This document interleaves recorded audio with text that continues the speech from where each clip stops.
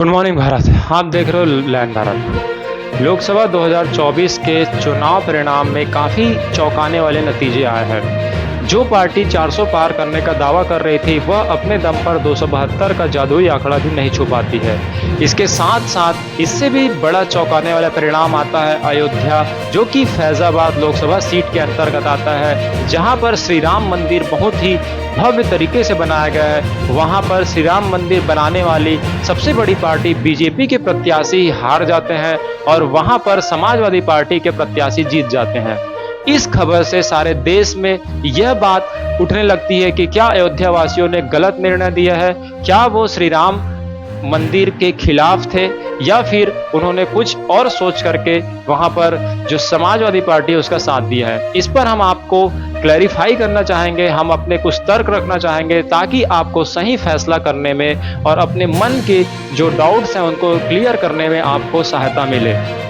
जी हाँ, संक्षिप्त में अगर आपको बताना चाहे तो अयोध्या, जो कि फैजाबाद लोकसभा सीट के अंतर्गत आता है, जो उत्तर प्रदेश राज्य में आता है, जहां पर भगवान श्री राम का भव्य मंदिर बनता है, वहां पर लोकसभा चुनाव में 13 प्रत्याशी खड़े होते हैं। उसमें सबसे जो ज़्यादा मत मिलता है वो समाजवादी पार्टी के श्री अवधेश प्रसाद जी को मिलता है और वो सांसद बन जाते हैं। उनसे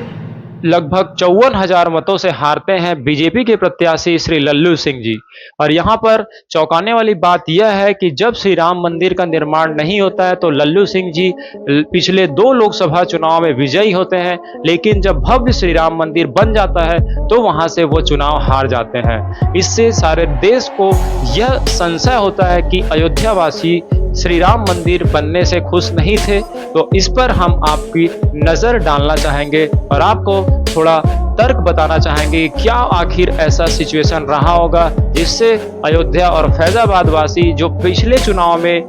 बीजेपी का साथ देते हैं, लेकिन इस बार कहीं ना कहीं अपना नज़रिया और अपना मत दूसरे पार्टी के साथ चले जाते हैं। तो आप देखे होंगे हाल ही में कुछ समय पहले, कुछ महीनों पहले 22 जनवरी को जब भगवान श्री राम मंदिर का उद्घाटन का भव्य समारोह किया गया था अयोध्या में, तो उसमें देश विदेश की बड़ी बड़ी हस्तियों ने शिरकत की थी और सभी जो है एकजुट होकर अयोध्या में शिरकत किए थे। न केवल अयोध्या में बल्कि उस उत्सव को पूरे भारत देश के सभी जनता, चाहे वो पक्ष के हो विपक्ष के हो, चाहे वो किसी भी पार्टी, किसी भी धर्म, किसी भी जाति, अमीर गरीब, सभी ने अपने अपने स्तर पर अपने अपने क्षमताओं के अनुसार उस दिन को एक उत्सव की तरह मनाया था। और उस समय आपने देखा होगा कि हर जगह भारत में श्री राम मंदिर का ध्वज हर घर में लहरा रहा था और भारत पूरा श्री राममय हो गया था। तो उसी श्री राममय दृश्य को देखकर बीजेपी पार्टी को ऐसा लगा कि वो इस समय का उनका टर्निंग फैसला हो सकता है और इस वजह से सारे देश की जनता उनके साथ हो जाए और हो सकता है इसी उम्मीद के आधार पर 400 पार करने का दावा वो कर रहे थे। लेकिन वास्तविकता कुछ और हुई। 400 पार तो वो नहीं कर पाए, उसके साथ साथ 272 का जादुई आंकड़ा भी वो नहीं छू पाए। और उससे भी बड़ा चौंकाने वाला परिणाम यह था कि फैजाबाद लोकसभा सीट भी बीजेपी नहीं बचा पाई। तो क्या जनता श्री राम मंदिर से खुश नहीं थी और क्या उसे कुछ और चाहिए, इस पर हम आप बात करना चाहेंगे। तो आप जानते होंगे सुप्रीम कोर्ट के फैसला आने के साथ साथ दोनों पक्षों, चाहे वो हिंदू धर्म के लोग हो या मुस्लिम धर्म के लोग हो, दोनों ने सुप्रीम कोर्ट के फैसले का सम्मान किया और दोनों ही बहुत ही आपस में प्रेम भाव रखते हुए किसी न किसी का विरोध नहीं किया और दोनों ही इस फैसले पर राजी हो गए। और देखा होगा कि मुस्लिम पक्ष को जहां पर जगह दी गई वहां पर वो मस्जिद बनाने के लिए तैयार हो गए और हिंदू धर्म के लोगों को और श्री राम मंदिर के ट्रस्ट को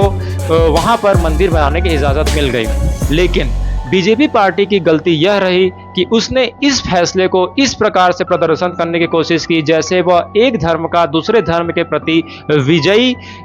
हो चुके हैं और ऐसा लगा जैसे इसमें एक धर्म विजयी हुआ है जबकि दूसरा धर्म पराजित हुआ है। जबकि विजय और पराजय का यहाँ पर प्रश्न नहीं था, जीत हार की प्रश्न नहीं थी, यहाँ पर सभी धर्मों ने साथ होकर सुप्रीम कोर्ट के फैसले को माना था। तो इसमें सभी धर्मों को साथ लेकर के प्रदर्शित किया जाना चाहिए था कि ये जो मंदिर बना है वह सभी धर्मों के मेलजोल और लोकतांत्रिक देश का एक सबूत के रूप में लाया जाना चाहिए था कि अब जो है समय बदल चुका है, अब हिंदू मुस्लिम सिख ईसाई में देश नहीं बटेगा। जबकि सुप्रीम कोर्ट जो कि धर्मनिरपेक्ष कोर्ट है, वो कोई भी फैसला कर देता है तो सारे धर्म के लोग एक भाई की तरह उस फैसले को मानेंगे। लेकिन फिर आखिरी मोमेंट में, लास्ट मोमेंट में बीजेपी इस तरह से उस फैसले को ले जाती है तो दूसरे धर्म को कहीं ना कहीं लगता है, उनके भावनाओं को चोट पहुंचता है। इस वजह से वो उस पार्टी से कहीं ना कहीं खफा हो जाते हैं, जबकि उसको सकारात्मक रूप से उनको साथ रखा जा सकता था। क्योंकि अगर आप उसी जगह से पिछले दो चुनाव में जीतते हैं तो कहीं ना कहीं उनका साथ जरूर था। लेकिन श्री राम मंदिर को के निर्माण को आप किसी दूसरे एंगल से पेश करते हैं, ऐसा आप प्रस्तुत करते हैं जैसे आपकी विजय हो रही है उन धर्मों के लोगों पर, तो कहीं ना कहीं उन धर्म के लोगों को भी थोड़ा सा संशय होता है और इस वजह से फिर वो आपके पार्टी के प्रत्याशी से मत हटाकर दूसरे पार्टी के प्रत्याशी की ओर चले जाते हैं। तो सबसे बड़ी गलती यह रही कि मुस्लिम कम्युनिटी के लोग कहीं ना कहीं एक पार्टी से अपना समर्थन लेकर के दूसरी ओर चले जाते हैं, जबकि आपको उनका सम्मान करना चाहिए था और उनके सहमति और उनके साथ के कारण ही वहां पर भव्य मंदिर बना है। और आपने देखा भी होगा कि अयोध्या के श्री राम मंदिर में कई सारे मुस्लिम जो काम करने वाले थे उनका योगदान था, लेकिन आपने देखा होगा जब वो आयोजन था वहां पर बड़े बड़े हस्ती तो दिख रहे थे, लेकिन मुस्लिम लोगों की जो कमी थी कहीं ना कहीं कम थी, जबकि उनको भी वहां पर उसी संख्या में या उसी अनुपात में बुलाना चाहिए था। तो एक देश में बहुत बड़ा मैसेज जाता, क्योंकि श्री राम मंदिर के फैसले को अपनाने के साथ साथ पहले ही विश्व में मैसेज जा चुका था कि अब भारत में जो है हिंदू मुस्लिम नहीं होगा, जो भी सुप्रीम कोर्ट फैसला करेगी उसे सब प्यार से अपनाएंगे और मानेंगे। लेकिन फैसले को जो आया उसको इस तरह से दिखाया गया जैसे एक पक्ष के दूसरे पक्ष की ओर विजय है। ये गलती रही बीजेपी पार्टी की सबसे पहली। दूसरी बात, वहाँ के जो अयोध्या के जो मुस्लिम वोटर्स है वो कहीं ना कहीं तो खफा हो गए और इसलिए दूसरे तरफ शिफ्ट हो गए। और दूसरी बात यह रही कि जब श्री राम मंदिर बनना चालू हुआ तो वहां पर आपने देखा होगा वीडियोस में कि रोड है वो काफ़ी चौड़े होने लगे, बड़े बड़े होटल्स बनने लगे और जो वहां पर हिंदू मुस्लिम सिख ईसाई धर्म के जो छोटे छोटे लोग हैं, चाहे वो कोई भी धर्म के हो, वो सालों से श्री राम मंदिर के नाम पर और भी बहुत सारे स्थलों के नाम पर वहां पर अपना जीवन यापन कर रहे थे, रोजगार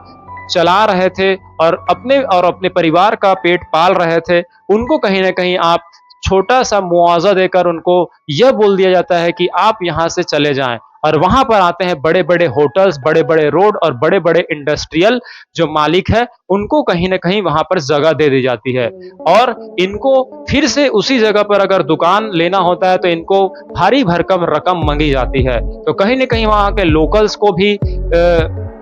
क्षति पहुंचती है। जबकि आप श्री राम मंदिर बनाते हैं तो श्री राम के चरित्र का 1% भी अगर जानते होंगे तो जब भगवान श्री राम को वनवास मिलता है तो वो जब जाते हैं श्री गंगा जी को पार करते हैं तो वो जो केवट राज निषाद जो एक छोटे वहां पर काम करने वाले थे उनसे सहायता लेते हैं, और एक बार उनसे सहायता लेते हैं तो आप देख सकते हैं कि आज तक उनको जो है श्री केवट को हम याद रखते हैं। और उसके बाद सबरी के पास जाते हैं, वो भी एक बहुत छोटी गरीब परिवार से आती थी और छोटे से कुटिया में रहती थी, उनके पास श्री राम स्वयं जाते हैं और एक बार उनसे मिलते हैं तो फिर आज तक हम सबरी को याद रखते हैं। चाहे वो विभीषण हो जो शरण मांगने आते हैं उनको भी शरण देते हैं, तो विभीषण के पात्र को भी हम याद रखते हैं। कहने का मतलब ये है कि भगवान श्री राम बड़े बड़े योद्धाओं, बड़े बड़े वॉरियर्स को इनवाइट ना करके छोटे छोटे जो कार्यकर्ता थे, छोटे छोटे लोग थे, उनके पास जाते थे और उनकी मदद करते थे। लेकिन यहाँ पर श्री राम मंदिर बना तो यहाँ पर श्री राम चरित्र जो है कहीं ना कहीं वहाँ पर उल्टा होता दिखा कि श्री राम मंदिर बनने से छोटे छोटे लोगों को वहाँ से हटा दिया गया और बड़े बड़े लोगों को बुला लिया गया। तो इस फैसले को श्री राम के जो नगर के जो वासी हैं उन्होंने ऑब्जर्व किया कि कहीं ना कहीं जो श्री राम मंदिर का बनना है वो कहीं गलत मैसेज जा रहा था पूरे वर्ल्ड में, और कहीं ना कहीं इससे श्री राम की छवि जो है खराब हो रही थी। इस वजह से अयोध्या वासियों ने आपका साथ नहीं दिया और उन्होंने एक मैसेज दिया कि वहाँ पर छोटे छोटे लोकल्स को ही रखा जाना चाहिए और उन्हीं को फायदा मिलना चाहिए, तब श्री राम मंदिर बनने का सार्थकता हो सकता है, जैसा कि त्रेता युग में श्री राम जी ने खुद किया था। तो दूसरा कारण ये रहा कि मुस्लिम पक्ष तो पहले ही खफा थे और हिंदू में भी जो छोटे लोकल्स थे वो भी आपके पक्ष से निकल करके समाजवादी पार्टी के पास चले जाते हैं। तीसरी अगर बात बोले तो तीसरे में फिर आप देख सकते हैं कि उत्तर प्रदेश समेत पूरे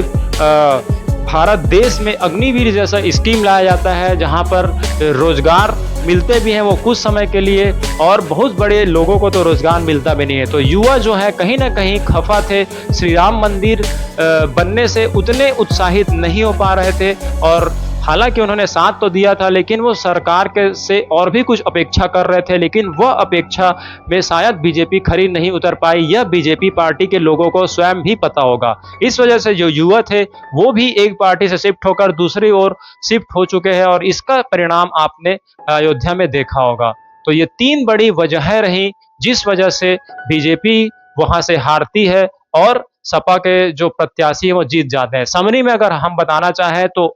श्री राम मंदिर जो निर्माण था उसको केवल एक धर्म का दूसरे धर्म पर विजय बताया गया, इसीलिए दूसरे धर्म के लोगों को कहीं ना कहीं चोट पहुंचा, इसलिए वो मूव हो गए। दूसरा, वहां के लोकल्स जो हिंदू धर्म के ही थे, पहले ही आपने मुस्लिम धर्म के लोगों को कहीं ना कहीं नाराज किया, और दूसरा हिंदू धर्म के लोगों को भी नाराज किया, और बहुत सारे धर्म जो वहाँ जो छोटे तबके के लोग थे वो जो अपना जीवन यापन कर रहे थे उनको भी कहीं ना कहीं आपने नाराज किया। तो उनका भी भरोसा आपने खोया, इसलिए उन्होंने आप पर भरोसा नहीं किया। और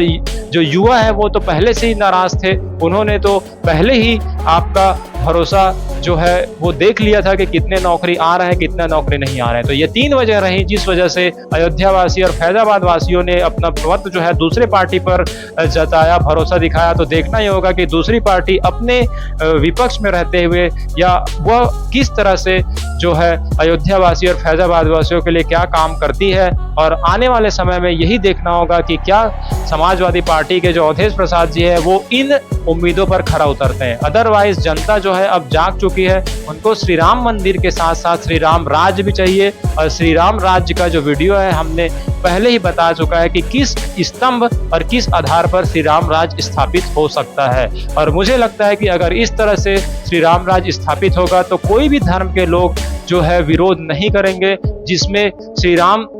राज्य अर्थात इंसानियत का धर्म, जिसमें चाहे वो हिंदू हो, मुस्लिम हो, सिख हो, ईसाई हो, सभी के लोगों को इक्वल शिक्षा मिले, सभी के लोगों को स्वास्थ्य मिले। आप हॉस्पिटल में देख रहे होंगे कि हिंदू, मुस्लिम, सिख, ईसाई, वहां पर कोई नहीं पूछता कि आप कौन से धर्म के हैं। तो ऐसा हॉस्पिटल बनना चाहिए। रोजगार में सभी लोगों को बढ़ चढ़ कर रोजगार मिलना चाहिए, और सिक्योरिटी, सुरक्षा जो है सभी धर्मों को मिलना चाहिए, न केवल एक धर्म दूसरे धर्म पर हावी होता दिखाया जाए, जबकि दोनों तीनों चारों धर्मों को एक साथ एक संगम और एक छत के नीचे लाया जाए। तब श्री राम मंदिर बनने का जो औचित्य है हमारा सफल हो पाएगा। और वह बात अयोध्या और फैजाबाद वासियों को यह नहीं लगा, उनको लगा कि श्री राम मंदिर का कहीं ना कहीं जो फैसला है वो गलत दिशा में जा रहा है। इस वजह से उन्होंने एक सबक के रूप में बीजेपी पार्टी को दिखाने की कोशिश की। तो अभी पार्टी को कहीं ना कहीं सजग हो जाना चाहिए, और जो गलतियां उनसे हुई हैं उन गलतियों को सुधारना चाहिए। तो शायद इस बार तो नहीं, अगले बार